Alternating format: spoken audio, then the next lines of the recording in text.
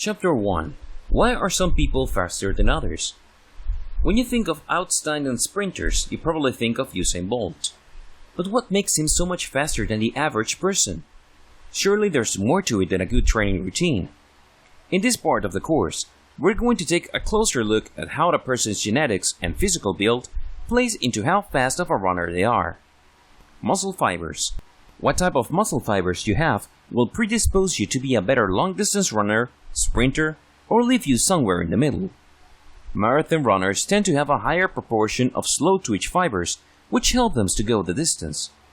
Sprinters usually have more fast-twitch fibers, which allows them to go faster for shorter periods of time. The average person is born with a pretty even mixture of these two muscle types. However, there is some evidence that shows that you can get about 10% of these to switch by carefully training them, so even if you weren't among the few gifted sprinters that were born with more fast-twitch muscle fibers, you can still train to get a few more on your side. Lactate threshold. This refers to how much lactate you can take before you have to slow down. Lactate is a natural waste product of muscles as they are working, particularly if they're working in an anaerobic state like when you're sprinting. A higher threshold means being able to run faster and that you'll be able to maintain that faster speed for longer, which is especially important when you are running at full speed. Fortunately, sprinting training helps to increase this lactate threshold.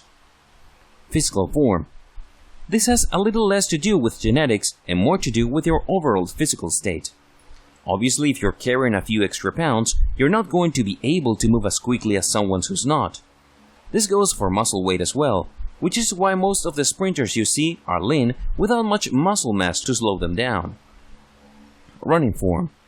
Important points in your overall form include how your foot hits the pavement, how long your strides are, and how clean your gait is.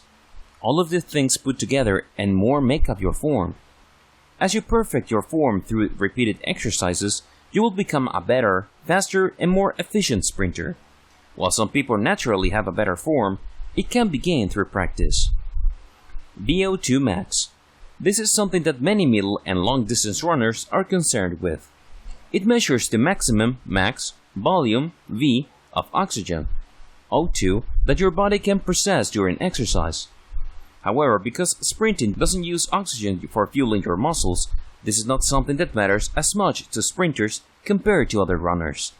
We mention it here only because it is something commonly discussed among runners, even though it doesn't really apply to sprinters. Even though you may not have the genes to beat Usain Bolt at the next Olympics, you can work to improve all these things to make you a better sprinter overall.